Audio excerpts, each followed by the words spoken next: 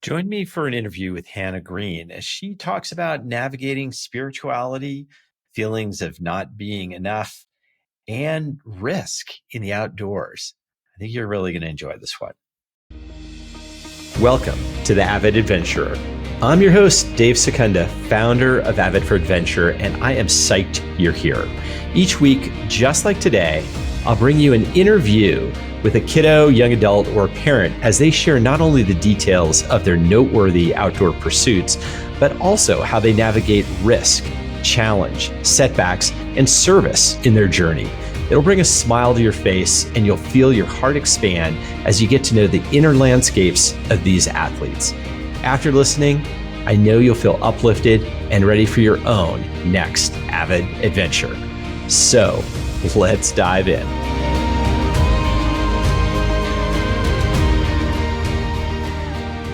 Welcome, Hannah.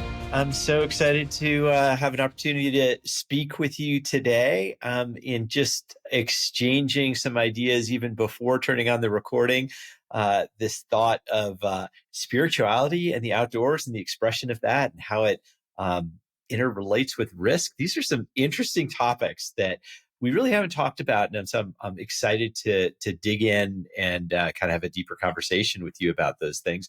But to start with, let me invite you to introduce yourself. First, give us just like the high level, your name, where you're calling in from, preferred pronouns, and just a little of your history with Avid.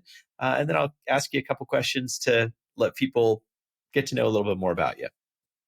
Yeah, absolutely. Thanks for having me. My name is Hannah. I use she, her pronouns, and I'm currently living in Raleigh, North Carolina. I am a former Avid employee. I worked the summers of 2019, 2020, and 2021, first as a counselor and as an assistant director my last year. Fantastic. So to let folks know just a little bit more about you, what are you really proud of in the outdoors, or what got you excited in the outdoors about something that you've done in the past? What comes forward for you? Yeah, there's two big things that really come to mind, and I think they're pretty interconnected. So one thing is learning to love both the big and the small things in the outdoors, and also becoming confident in the kind of person that I am in the outdoors. So what I mean by that is, like as a kid, I loved being outside, but we as a family never did like the outdoorsy things. We didn't go camping a lot. We didn't go mountain biking or anything like that. So loved being outside all of my life, but my introduction to the outdoors was my first seasonal job. I worked at Yellowstone National Park. Mm. And so I was on a ministry team there. We put on like church services in the campground amphitheaters. And then I worked pretty boring housekeeping job. But on our days off, we spent time roaming around Yellowstone National Park. And 2 weeks after that, I started an outdoor program that I did with my college where we did like crash course in all things outdoors. So we did mountain biking, backpacking, we went rock climbing, sea kayaking. And this is like, I love this. And I applied for Avid for Adventure that next summer. And so I was really immersed in this like very heavy, like outdoor adventure culture, which is so fun. And I learned so much from it. But transitioning out of that and like kind of transitioning out of seasonal work and living like a more like normal life where I was going to grad school and I was working a random part-time job. I was like, man, like I miss like the big Rocky Mountains. I miss Yellowstone. Like I miss these like big grandiose things. But the past couple of years, I've done a lot of work to notice like the big and the small, right? Like as much as I love Yellowstone and climbing in the Rocky Mountains, I also love the little stream that runs through my neighborhood. And I love the baby ferns that spring up every spring in the park that I work at. So I think it took me a long time to realize that I don't have to fit like the outdoorsy stereotype to be in the outdoors. I don't have to be a really diehard rock climber. I don't have to love mountain biking. I don't have to be super adventurous and like have all the right gear. Like I can just exist outside and like bring others along with me in that. Oh, it's beautiful. And as you say those words, kind of, I can see you reflect upon Yellowstone, the Rocky Mountains, and the fern and the stream, and you just kind of exude joy and happiness. Like I could see you kind of just the fire burning inside there. Well, again, to just let listeners know a little bit more, complete the sentence for folks. If you really knew me, you would know that. Yeah, if you really knew me, you'd know that my life motto is if it scares you, it might be a good thing to try. So that is like a random Pinterest quote that I found when I was like 16 years old, I think. And it just really like struck me one day and I just really latched onto it. Hmm. I remember being, as a kid, I always felt very shy, or like I felt like everyone was cooler than me. Everyone was better than me at sports. Everyone was better than me at so many things. And I was always like wanted to do like the things my friends were doing, but was a little too scared to try it because I didn't want to be seen trying and failing. And so I just Hmm. decided to not do it. And as a teenager, I got really like aggravated at that mentality that I had. And so I just kind of decided like, I'm done with this attitude. And like, if I want to do it, I'm going to do it. Hmm. And Hmm. so I have pursued a lot of things that really scared me and that I was really, really nervous for. But those have turned out to be the best moments. And some of those things are really big jobs. Like I was terrified to work for Avid. Hmm. um, but those were like three of the best summers of my life. But Hmm. it's also like the small things like meeting a new friend or like asking a coworker to hang outside of work. Like those are really scary things, but those have been like the most fruitful things in my life. Mm. Thanks for sharing that. So, when those scary things come up, whether they be a job interview, meeting someone new, or something in the outdoors, how do you notice to pause because there's a scary, let's just call it opportunity in front of you? Like, what's the feeling in your body, maybe, that comes up that you're like, oh, huh, pause there. Might want to choose differently than my propensity, which might be to just reject this. I think another way I could answer the question, if you really knew me, you would know that I have a very sensitive stomach. Hmm. Hmm. um, and I am always like I've had a very nervous stomach my whole life. So Hmm. as soon Hmm. as I'm getting nervous, I'm like, ooh, like I like feel a lot of butterflies. Like I'm Hmm. very nervous. Like it all happens like in my gut.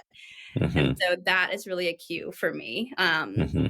In the past, that has made me really nervous when that feeling comes up, but now like I have learned to manage that, kind of harness that. And so, which is hard in itself, but Hmm. um, I think when those things come up and I can notice like how I feel, I often think back to things I've done before that were scary. Like, well, you survived that. Like you're alive now. And like look at Hmm. how good that turned out. Or even if it didn't turn out good, like look what you learned. You're like, it's over now. Like it's Hmm. everything's Hmm. Can you remember the most recent time you've had that feeling in your stomach? Like, I'm scared about something. What was coming up, and how did that unfold? about 10 minutes ago before this podcast. Excellent. um, yeah, I think I was like, man, like we're going to talk about things that I love to discuss. Like what if I don't speak well, or what if like I don't communicate what I'm trying to communicate? Hmm. Um, it's like wanting to present those things well. Makes me nervous. Awesome. I'm And glad. yet here you are. Well, that's a beautiful pivot on um, kind of, your tummy being a superpower in some ways, that it's just kind of like the indicator of um, opportunity. Like literally, it's kind of like you get that feeling in your stomach, and it's kind of like, oh, okay, let's take a breath here and make a deliberate choice instead of just kind of rolling forward through this. You shared with me writing your thesis in this area as well. Interestingly, talk more about that in the big picture. Did this really come from your personal experiences of noticing fears and pushing through them, and how did that translate into that kind of that academic piece in a broader sense?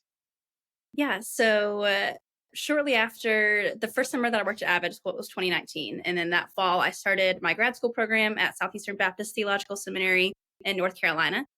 And I ended up writing my thesis. I can't remember the title of it now. It was a couple years ago, but it was basically the idea of taking risks in the outdoors and being able to teach both children and adults spiritual concepts in the outdoors that transfer to their normal life.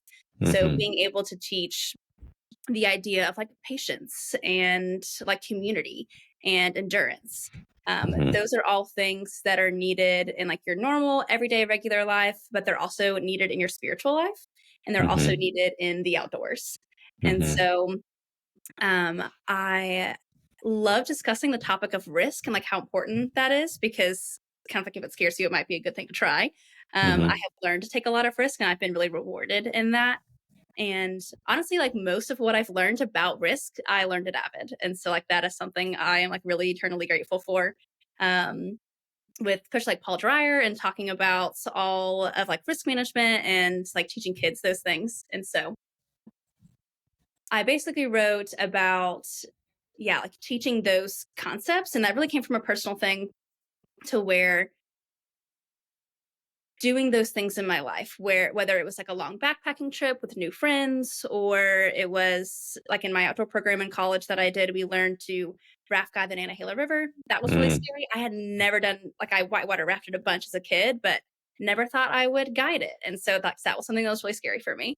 Hmm. Um, and so doing that alongside people who also had the same faith as me, we were able to discuss like, man, the endurance that this takes and like the community that this takes, like I could not do these things on my own in the same Hmm. way that I can't live my life, especially my spiritual life on my own. That's awesome. So, talk a little bit about that navigation of spirituality and being in the outdoors and working in the outdoors, and how all those things meld together. Like, do you have a personal experience of spirit or God in the outdoors? Like, is that a connection point for you? And just like what wraps all those things together? Yeah, absolutely. Um, I really love the concept of thin places. I think that's like a Celtic Christian thing, Mm-hmm. if I'm correct. But I I know a lot of people, no matter like what they believe, find a lot of like peace and solace in the outdoors. And I Hmm. think specifically for me, it looks a little bit different than it does for a lot of people. I believe that like this world was created intentionally, and so being able to be outdoors and be like, man, like this was created in such a way like to glorify God and also to like bring humans and animals and all living things enjoyment. Hmm. And so being able to not just like find quiet in the outdoors, but be able to like, wow, like these things were so intentionally created, like Hmm. for the glory of God and like for my enjoyment. Hmm. And I think that helps me find a lot of peace and a lot of joy in the outdoors and also makes me want to take care of the outdoors, takes care Hmm. of the world that we live in. Yeah. Awesome. And how do you navigate working for like a secular program like Avid for Adventure versus otherwise, kind of bringing that? I would just say I see this incredible joy and just exuding from you, and I'm sure you bring that into the camp setting. But like, how do you navigate that where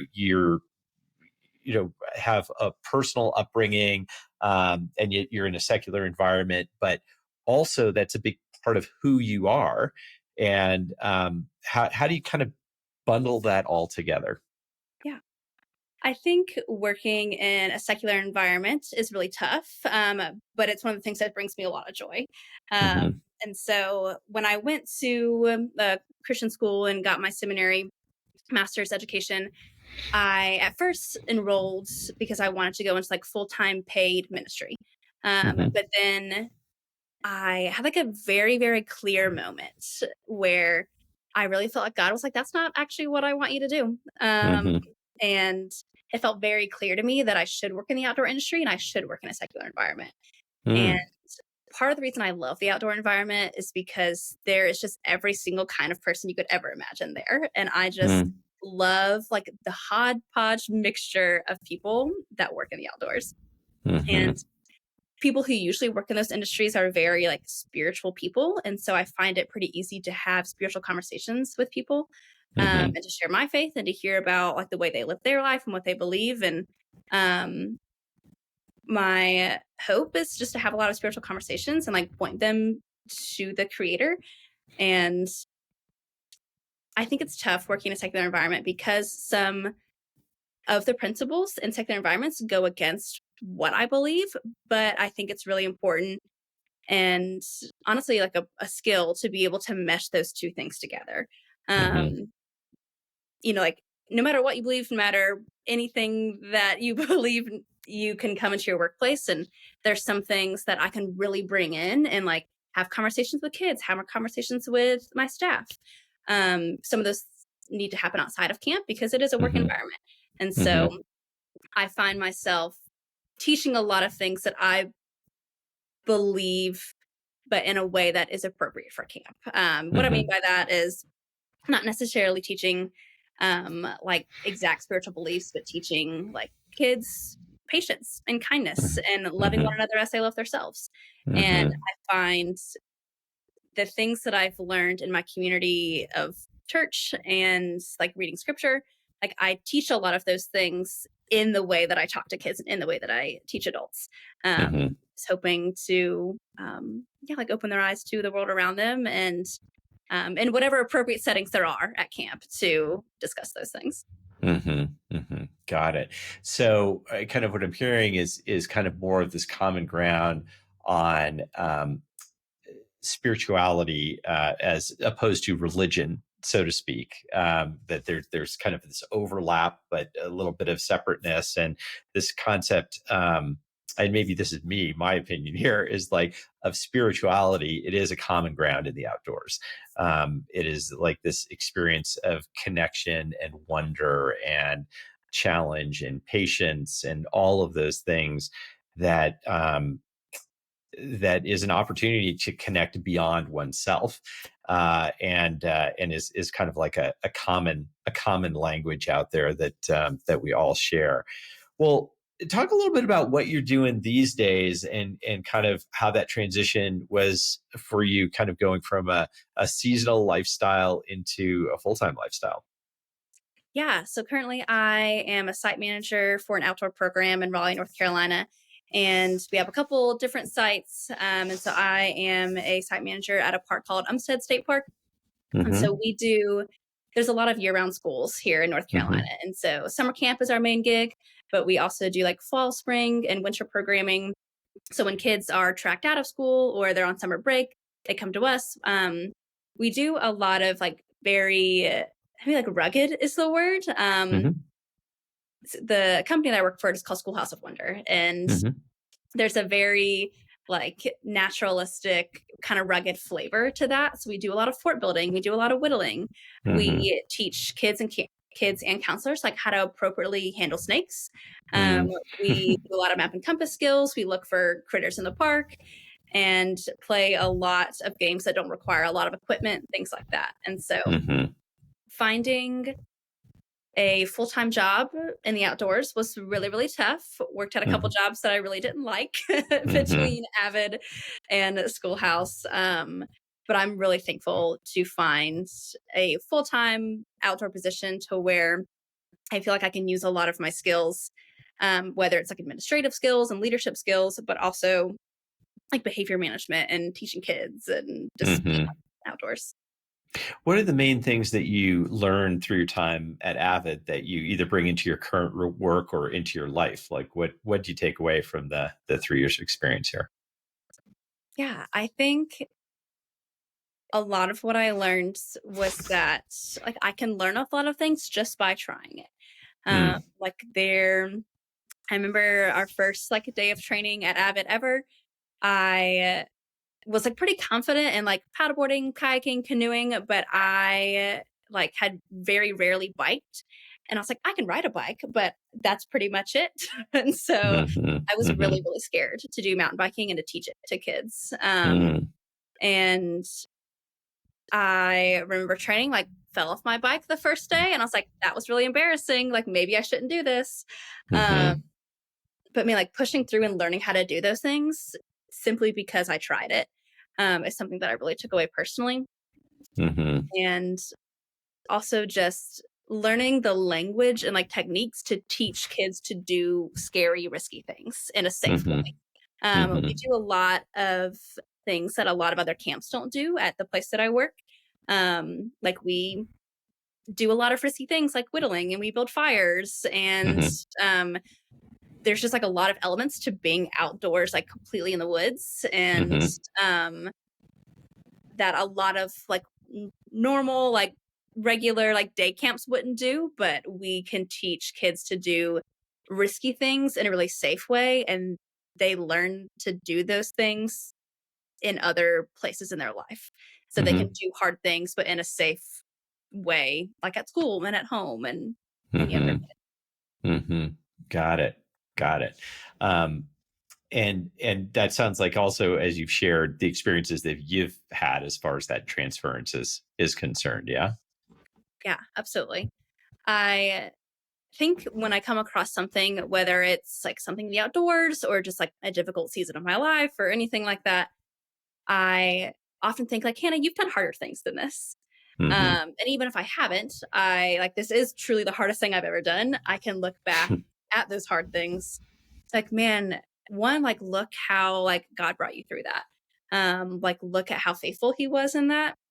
And secondly, like the patience that you learned, like the endurance that it took. I think a lot of those things I learned outside. Mm-hmm. So whether it's being really patient with a friend or a family member or someone in my like group at church, because we're all people and we rub each other the wrong way a lot of times. Like it's like whether it's being patient with someone or like having to endure like a job that I really didn't like. I stayed at for several months. Mm-hmm. I can think back to like those times like, oh, backpacking trips that were really hard and rainy and kind of miserable. But I Mm-hmm. got through it anyways. And so I think there's a lot of things in the outdoors that I know a lot of people call like type 2 fun. Like type 1 fun is good sunshine, you're having a great time, you're out in the lake. Type 2 fun is fun later and funny Mm-hmm. later. And so maybe things were pouring down rain or everything was kind of miserable, but like this is actually kind of fun, like if you think about it. And Mm-hmm. so I think being able to be in the outdoors and have like a lot of things go wrong when you're outside, whether it's the weather or injuries or anything like that, I think being able to like see those moments and kind of laugh my way through them, like this is what it is and we had to figure it out. I think that concept has very specifically and very obviously transferred to my everyday life. Like there's a lot of Mm-hmm. things where it happens. I'm like, I'm not stressed by this. Like I should be stressed by this, but I just honestly kind of find it funny. And like I just have to Mm-hmm. figure it out. And so I think that is something I like very specifically learned while doing outdoor activities. Mm-hmm. Yeah, it's great. It is like the amazing life classroom for those sorts of lessons. You also talked about a few times this feeling of especially when you were kind of venturing into new situations, like I am not outdoorsy enough, so to speak, or something like that. I think it's such a common feeling at its core, like as humans, which is just like I am not enough, and really having it manifest potentially in a particular outdoor situation. But that is an amazing and difficult laboratory, to allow that unfolding of learning in life. I mean, that comes forward for me, even as a CEO of this company. Getting to the end of the day, I have a lot of self judgment that I was not enough, that I was not, um, you know, skilled enough, or not perceptive enough, or whatever it may be. And it is interesting, really thinking about the outdoors as such a direct laboratory for that. That it is just. There are so many opportunities to work through that feeling of I am enough, overall. Yeah. Yeah. So how does that? I mean, it sounds like what you're saying is like over time, there's been a kind of an arc in your own development, uh, as well, just as far as your kind of how you navigate life now, and the benefits of having more of this, like, actually I am enough and I can push through these scary things, and those sorts of things. Anything else about that as far as how that shows up in your current life? Yeah, I remember like when I first was kind of introduced to like a lot of outdoor adventure things, like with Hmm. Yellowstone and with my outdoor program in college and Avid. I was surrounded by a lot of people who were like really into rock climbing, really into mountain biking, like did these really cool, like really high level sports. And I was like, I'd like to do all these things, but I like don't have a strong desire to be like really, really good at these sports. Like I kind of just like being outside. Like I like to paddleboard and I like to hike. And for a long time I struggled to find a job to where I was like, man, like I don't know if I can work in the outdoor industry if I don't have all these really hard skills. Like what if people think I'm just faking it? Like, what if they hire me because my resume looks good, but then I actually can't do these things? But being able to like be confident in myself, like in a job, I think is also transferred to like helping me be more confident, just like as a human being. To like, man, like I don't have to fit in this very certain stereotype. Like some people love mountain biking. They love like rock climbing. Like they love whitewater kayaking. Like that's awesome. And I don't, and that's okay. Like I struggled with that for a long time and not feeling good enough. And was really scared that people would think that I was just faking it. And I think coming into myself, like as an adult, like in my mid-20s, being like, no, like this is who I am. And like, yes, I can change. But I don't have to change because I feel like someone is telling me to, or I can't do a certain job because I'm not this way, or I can't work in a certain industry because I'm not this way. Right now we're in the middle of hiring a bunch of seasonal staff for our company. And, you know, we often get a lot of counselors who are like, I've never done this before. I'm 18 years old. Like with like a very quiet spirit. And they kind of show to us that like, you know, I'm nervous because I don't have like a camp counselor personality. And our response is, you don't need to. Like, yes, we need some people who are loud and crazy and sing songs and like love jokes and riddles. But we also need that like really quiet, peaceful counselor because there's also really quiet, shy campers. And so, and the same, like when I tell them that, I get a little convicted in my spirit. To like, man, like preach that to yourself, right? Like kids and adults need to see every single kind of person represented in those spaces. And so I think being able to be that person who is a Christian in my secular environment and also who is less outdoorsy maybe than another person, I think that's really, really helpful for both kids and adults to see in that space. Well, Hannah, I think that's a wonderful note to end on and a great thought for all of us to take forward. I so appreciate you spending time with us today. Such a pleasure talking with you. Yeah, absolutely. Thank you so much for having me. I hope you enjoyed hearing from this avid adventurer as much as I did. Join me every week as we continue to explore the inner landscapes and outer accomplishments of our guests. And if you know someone who you think would make a great interview, please reach out to me at the email in the show notes. I look forward to reconnecting next week.